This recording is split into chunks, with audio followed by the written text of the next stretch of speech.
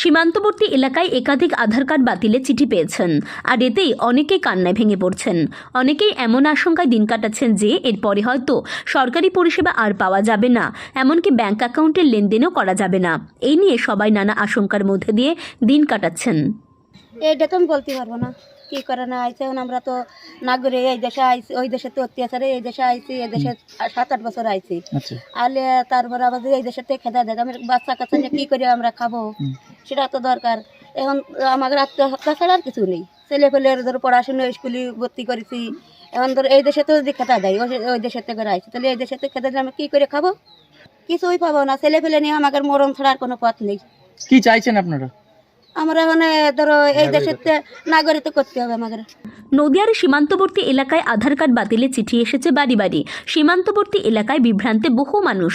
মূলত নদিয়ার সীমান্তবর্তী এলাকা কৃষ্ণগঞ্জ বিধানসভা কেন্দ্রের বাবলাবন সহ নিধিপোতা, গোবিন্দপুর, টুঙ্কি, কাদিপুর সহ বিভিন্ন গ্রামে বেশ কিছু এলাকায় মানুষের বাড়িতে বাড়িতে পোস্ট অফিস মারফত এসে হাজির আধার কার্ড বাতিল করা হয়েছে তার চিঠি।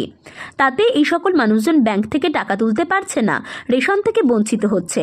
সীমান্তবর্তী এলাকার সাধারণ মানুষ বলছে, ছেলে মেয়ে নিয়ে আত্মহত্যা করা ছাড়া আর কোনো উপায় নেই। 14-15 বছর আগে বাংলাদেশ থেকে এসেছেন। ভারত সরকার আধার দিলেও কেনই বা ডিঅ্যাক্টিভেট করে নিল? আপনাদের এই ভারতবর্ষে আমরা তো খুব নির্যাতন হয়ে আসছি, কিন্তু আপনারা আধার কার্ড দিলেন, সব কিছু কার্ড বাদ দিলেন, এখন আবার সব বাতিল ঘোষণা করছেন। তাহলে আমাদের ছেলে মেয়ে নিয়ে আমরা কী করে খাবার, কোথায় যাব? আমাদের এইভাবে নির্যাতন করছেন আপনারা কেন? দিলেনই বা কেন, আর এখন করছেনই বা কেন? এখন আমাদের উপায়টা কি বলেন? আর যদি আমাদের খেদাই দেবেন, তাহলে আপনারা আমাদের এই ভারতবর্ষে জায়গা দিলেন কেন? আধার কার্ড করে দিলেন কেন? ভোটার কার্ডটা করে দিলেন কেন? রেশন কার্ডটা কেন করে দিলেন? তাহলে আমরা এখন কি করতে পারি, আপনিই বলে দেন। এরকম দুশ্চিন্তায় বিভিন্ন জায়গায় সাধারণ মানুষ এখনো পর্যন্ত বিকল্প পথ খুঁজে পাচ্ছেন না তারা। নদিয়ার কৃষ্ণগঞ্জ থেকে অঞ্জন শকুলের রিপোর্ট, এন বাংলা নিউজ।